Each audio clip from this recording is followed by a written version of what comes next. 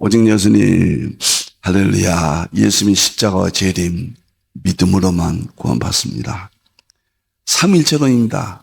하나님 말씀 정보, 예수님의 생명, 성령의 기회, 에너지, 삼일체 하나님께 찬양과 경배와 영광을 세세토록 돌립니다. 힌돌 삼일체 통합신학은 아시아한국신학이요, 세 가지 목표를 세웠습니다. 첫째는 삼위일체론으로, 서구 정통신학 삼위일체론으로 성경과 신학과 이 세상 온 우주 만물을 융합한다. 둘째는 방법은 예수님 말씀하신 대로 포도주를 위해서 가죽 부대를 바꾼다. 셋째는 아시아 한국 신학을 정립한다. 서구 신학에 이어서 역사의 바브리 신학, 마지막 성경의 진리를 끝부분을, 결론 부분을, 본질 부분을 신학적으로 정립한다. 이런 목표를 세웠습니다. 신학자가 되라, 과학자가 되라, 설교자가 되라. 평신도들은 신학자가 되라, 과학자가 되라, 설교자가 되라.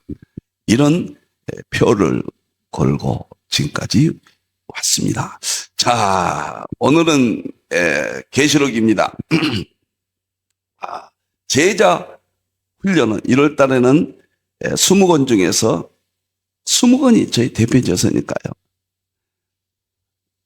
부분적으로는 예외일 수 있지만은 저는 이 20권을 이 세상에 없는 내용들이다.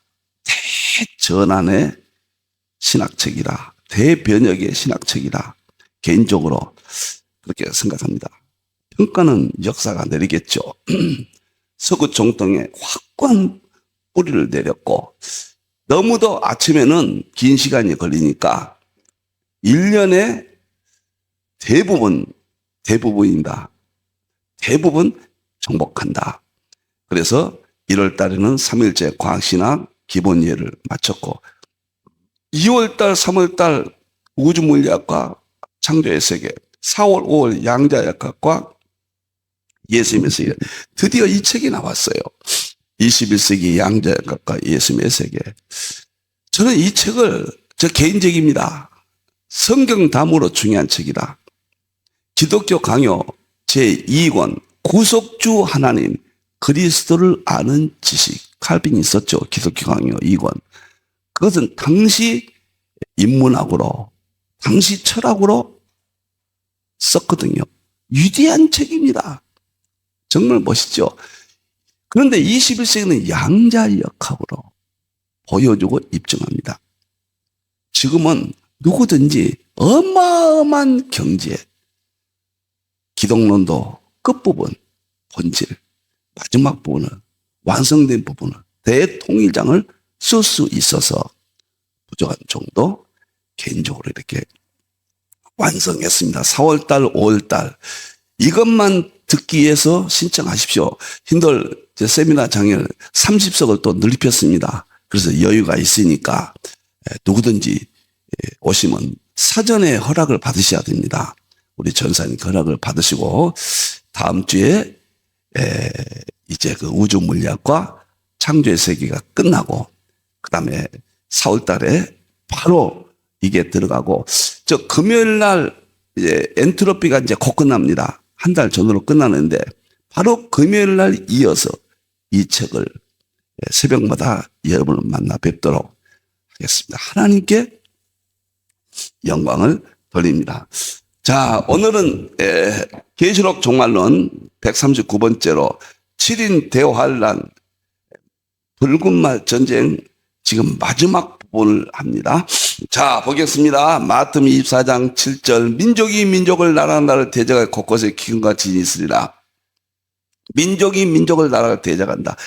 예수님께서 세상 끝에는 무슨 일이 있겠습니까? 전쟁이 있다고 징조 중에서 먼저 이야기했어요. 전쟁입니다. 그리고 다음 구절을 보면은 이제 계시록 6장 붉은 말 둘째인이죠.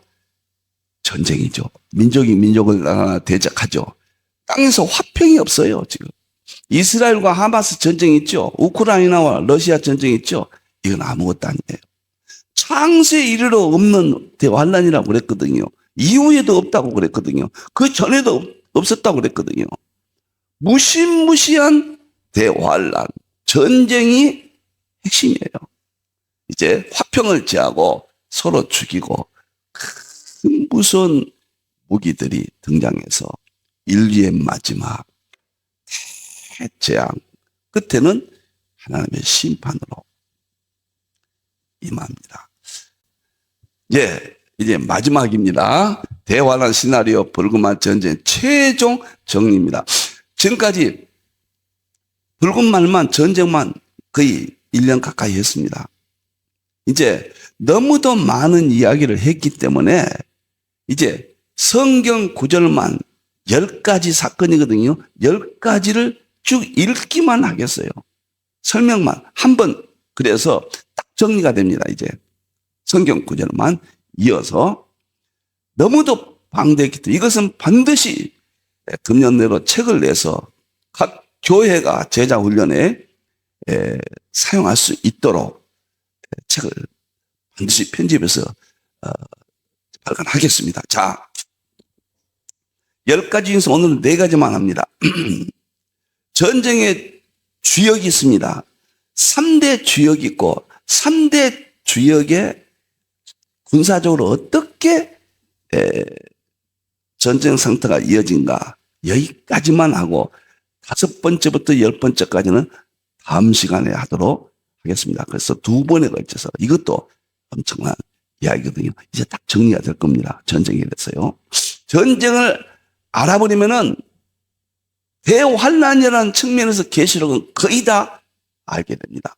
그만큼 계시록 연구의 핵심이고 다니엘서 연구의 절대적이고 마태복음 24장 연구의 절대적이다. 이렇게 설명이 되겠습니다. 자, 첫째 주역 붉은말. 첫째 주역은 이스라엘입니다. 이스라엘은 2가지 의미가 있어요. 전쟁이. 하나는 형벌의 의미가 있고 마지막 전쟁 끝에는 구원의 의미가 있습니다. 첫째 형벌은 다니엘서 9장 24절 27절의 내용이 기록되어 있죠. 다니엘이 바벨론에 가서 꿈을 환상 중에 계시를 받습니다. 자기 민족이 돌아갈 것이다. 돌아갔어요. 그리고 자기 민족이 바벨론에 돌아가서 그 이후의 역사를 예언하는 것이 다니엘서 9장이에요. 근데 그 예언 가운데 자기 민족이 이스라엘로 돌아가고 성전을 재건한 후에 이스라엘이 다시 회복됩니다. 그리고 기름 부은 반자가 예수님이 이 땅에 오신다. 거기까지 예언됐어요. 기름 부은 반자가 오신다. 그런데 기름 부은 반자를 이스라엘 민족이 죽입니다. 예수님의 초림 사건이죠. 그래서 그가 끊어진다. 여기서부터 이스라엘 백성들이 예수님을 죽입니다. 그 결과 이제 전쟁이 일어나죠. 장차 한 왕이 AD 70년이죠. 로마의 디도 장군이 와서 이스라엘 성읍과 성소를 무너뜨리고 마지막은 AD 70년에 홍수에 휩쓸린 같이 망해버립니다. 그리고 그 이후에 끝까지 전쟁이 있으니 구절입니다. 이스라엘은 끝까지 재림 때까지 이렇게 봐야 돼요. 끝까지 전쟁이 있으니 AD 70년에 망하고 그 다음에 2000년 동안 유럽이나 전 세계 흩어져서 전쟁보다 더 참혹한 국가 없이 흩어지면서 잡히면 죽는 처참한 전쟁의 형태로 핍박을 받습니다. 이스라엘이 형벌의 기간이 끝나고 독립을 하게 됩니다. 이것이 무화과나무 비유입니다. 이것은 형벌의 기한이 끝났다. 끝나간다. 그렇게 봅니다. 예수님을 죽인 하나님의 매, 형벌, 서민에 대한 가혹한 매였죠. 그 가혹한 매는 응당한 또 매죠. 이스라엘 싹이라면은 이제 가까이 예수님이 재림한 것을 자연히 알라니, 여름에 가까운 걸 알라니, 내가 이런 일 보는 것을 보고 하나님의 나라가 가까이 온 줄 알아. 문 밖에 가까이 온 줄 알아라. 마태복음 24장에도 나오죠. 재림 때라는 이야기죠. 이스라엘 독립하면은. 근데 전쟁은 계속돼요. 전쟁에 21세기 전쟁의 또 시작입니다. 지금까지도 있었지만은 유브라데 전쟁의 성격이 여기서부터 실질적으로 유브라데 전쟁만 떼어놓고 볼 때 시작되는 겁니다. 그리고 로마서 11장 25절 대환란 중간에 적그리스도에게 미혹당해서 이스라엘이 깨닫고 하나님께 돌아옵니다. 그래서 이스라엘도 이방인의 충만한 수가 들어가 이스라엘에 들어는 우둔하게 될 것이다. 그러나 온 이스라엘이 그때 구원받을 수 있는 기회를 준다. 이것 때문에 전쟁은 이스라엘 편에서는 주역 1, 이스라엘 편에서는 하나님의 매, 강렬한 환란의 매, 전쟁의 매, 죽음의 뼈아픈 매, 최후에는 그들을 회개시켜서 구원의 기회를 갖게 한다. 이것이 전쟁의 핵심입니다. 창세 이래로 없는 대환란. 이것이 주역 1번째입니다. 그러니까 이스라엘을 보면은 마지막 때 역사를 합니다. 하나님은 어떤 징조의 핵심을 두셨는데 그게 이스라엘이에요.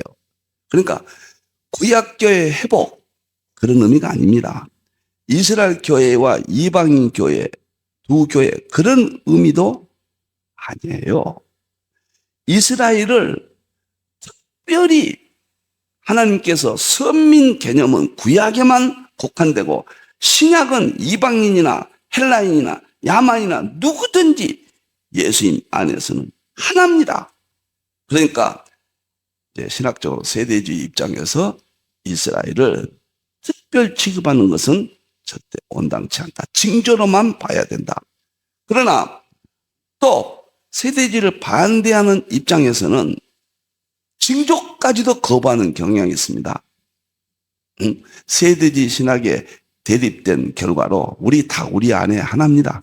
근데 이런 지금 차이를 빚고 있거든요. 징조는 징조의 의미예요. 세대주의 신학과 아무 상관없는 거예요. 징조로서 우리가 보아야 된다. 징조를 거부하기 때문에 정말로 신학이 지금 죽어버렸다. 지금 다 죽어 있잖아요. 무천년, 전천년, 세대주의, 후천년, 4대 학파가 난립해서 세상의 융합시대인데 모든 세상의 지식은 다 융합되어 있는데 통합되고 융합되는데 신학만 그렇게 쪼개지고 나눠지고 교파도 나눠지고 이런 상태에 있잖아요. 지금 저는 통합 융합한 신학을 개인적으로는 완성했다. 종말론도 4대 학파를 통합 융합해야 된다. 그런 의미에서 바라볼 때 이렇게 할 수가 있는 겁니다. 통합적인 융합적인 종말론을 같이 하냐면 이렇게 설교는 못해요. 많은 신학적 난관이 부딪힙니다. 주역이 첫째 이스라엘이라. 근데 이 앞에 한번 봅시다. 야, 내려보세요. 여기 보면은 이스라엘 끝까지 전쟁이 있다고 그랬죠? 근데 그 전쟁에서 누가 나온가요? 장차 많은 사람과 더불어 한 일에 또는 그가 적그리스도가 나타나요. 적그리스도가 나타나는 한날 전쟁을 굳게 그가 이래저래 제사와 예물을 금지하고 포악해요. 날개를 의지해서 섭니다. 이것이 흰말입니다. 흰말. 교황 적그리스도 전쟁의 주역 2번에 나오게 되는데 다니엘서를 연구하면은 주역 1, 주역 2 대환란을 일으킬 것을 너무도 정확하게 예언되어 있다. 위대하죠.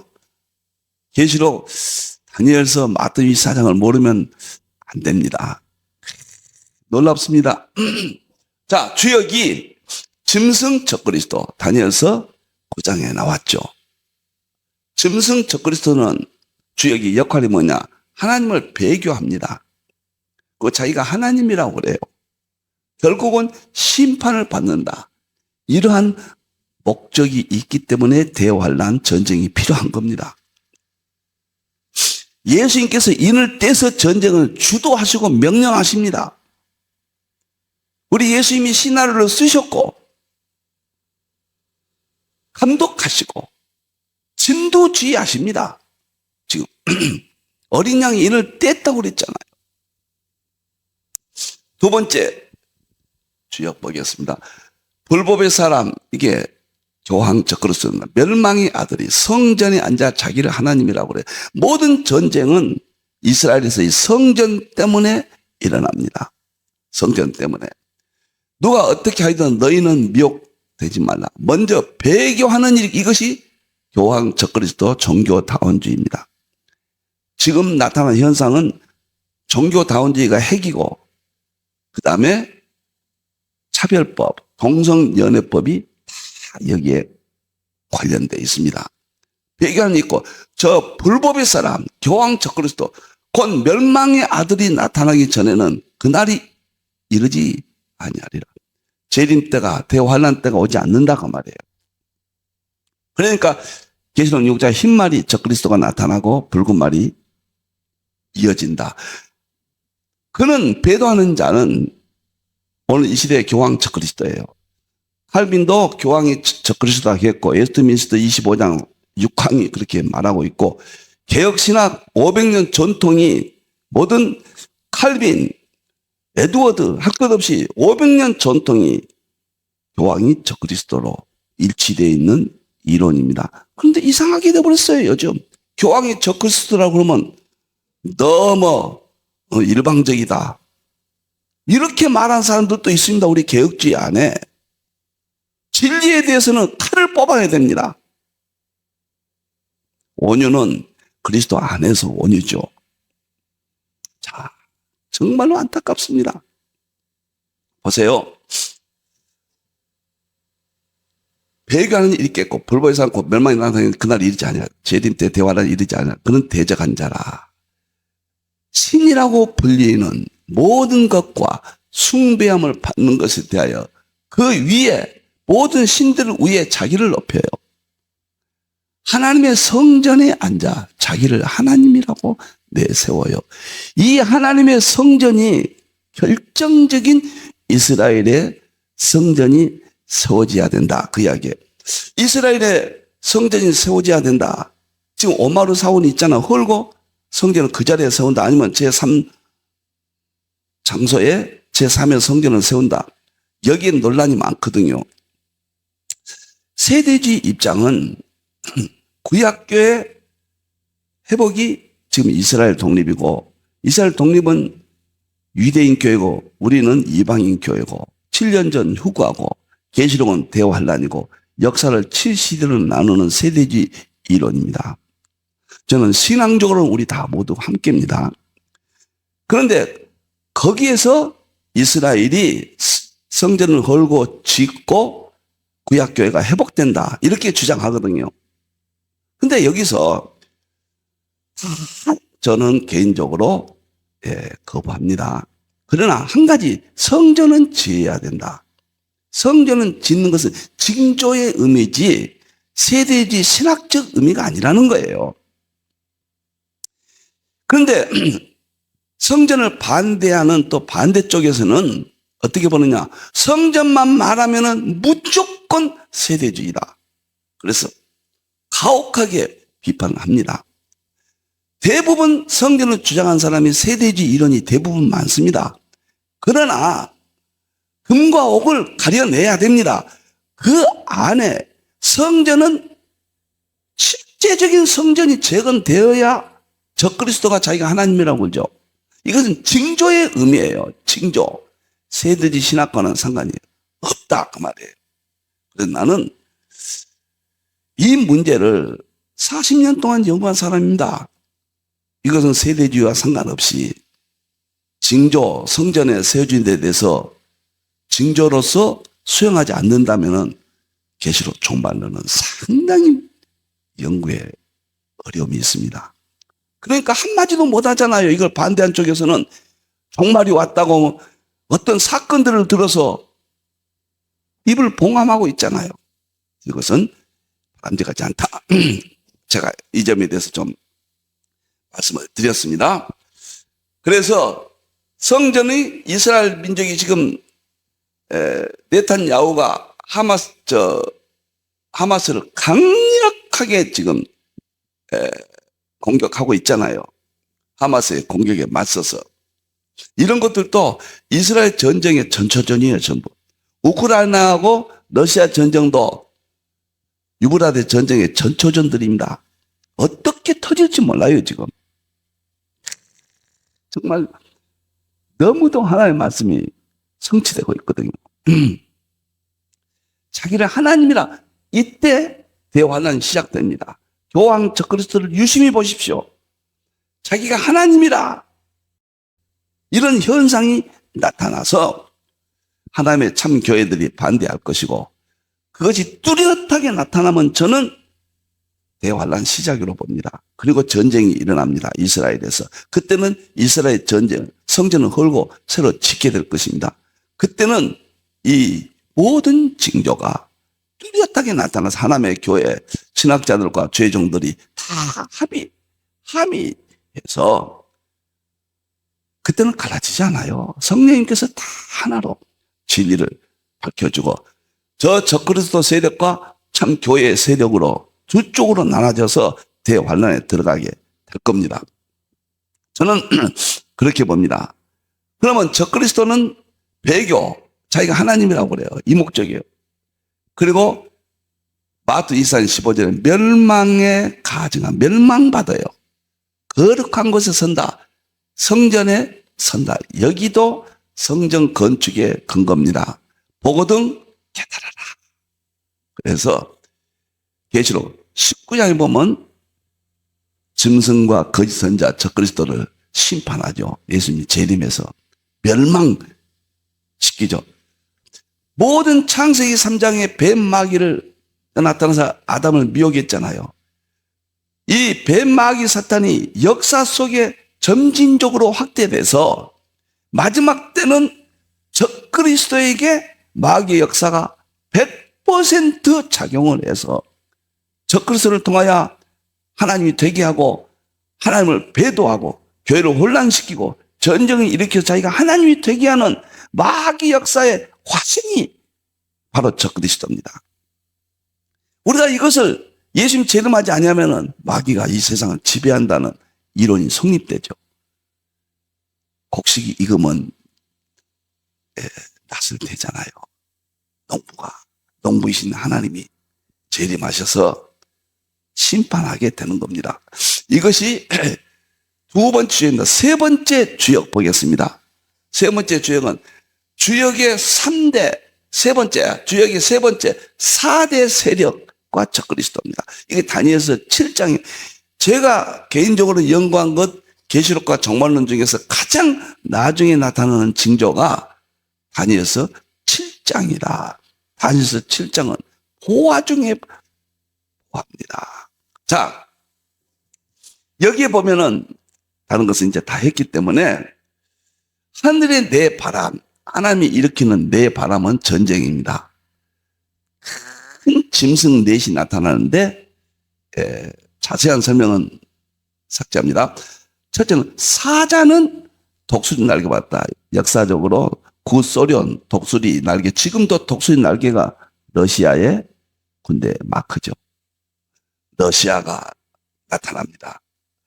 둘째는 곰이에요. 중국이 나타납니다. 셋째는 표범이에요. 날쌔죠. 중동이 나타납니다. 넷째는 가장 무서운 쇠로 된 큰 이빨 EU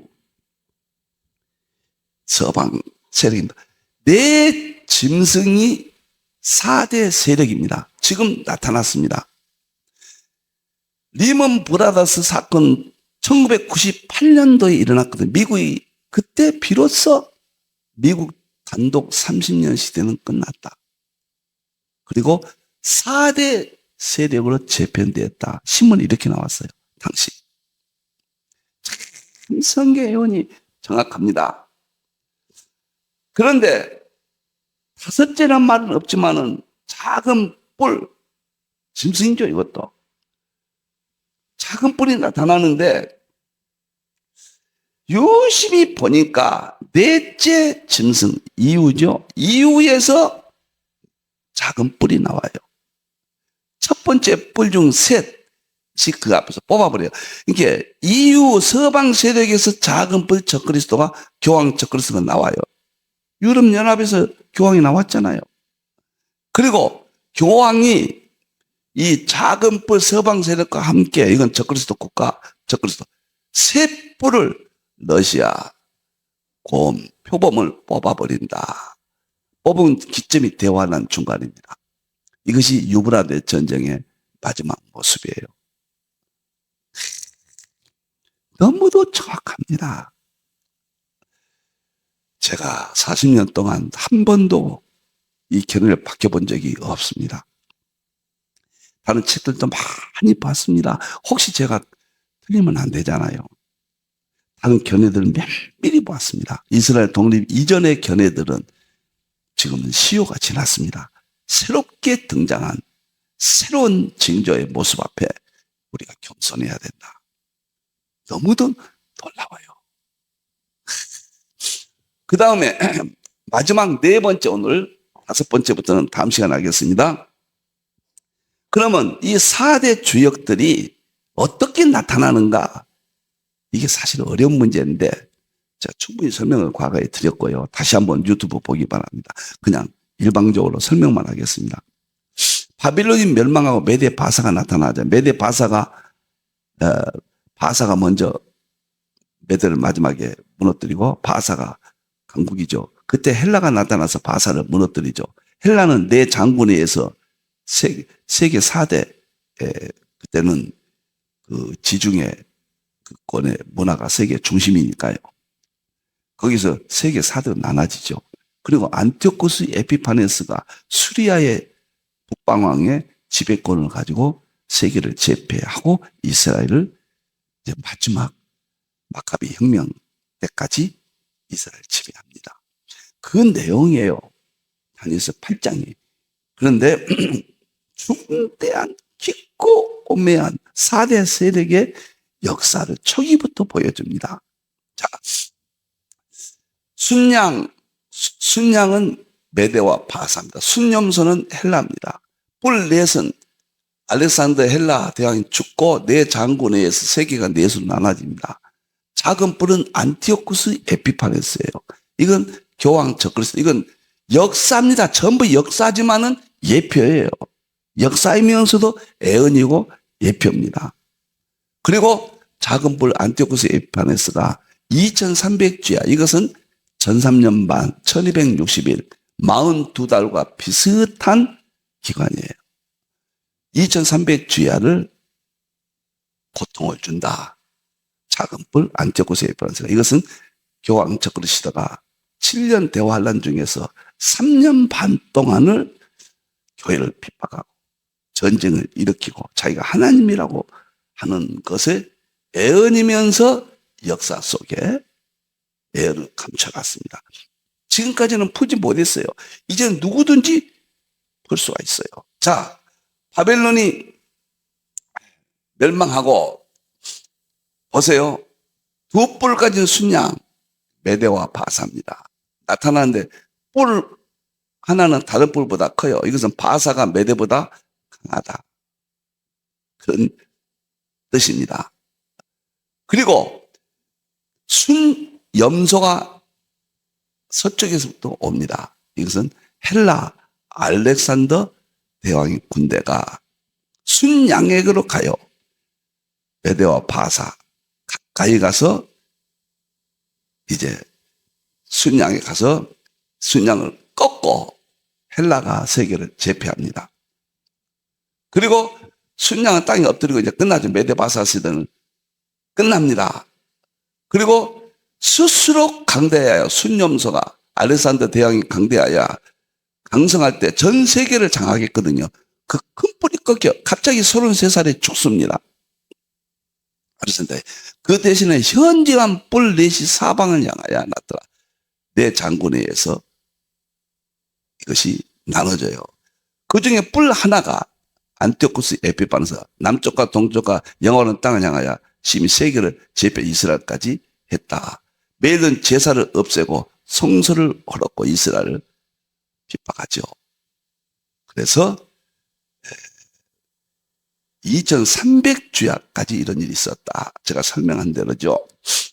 이것은 이제 메대와 바사는 두 나라가 같은 제국이죠. 미소 양극 시대입니다. 구 냉전 시대죠. 바사가 뿌리 큰 것은 미소 중에서 미국이 뿌리 큽니다. 미국이 결국은 장악하죠. 그런 의미입니다. 그래서 헬라가 나타난 것은 미국이 30년 동안 지배합니다. 세계를. 30년 유일 강국 이런 표현을 쓰잖아요. 30년 동안 헬라예요. 헬라가 알렉산더 왕이 갑자기 죽고 내 장군 나눠진 것은 미국이 30년 짧잖아요. 아주 짧은 거예요.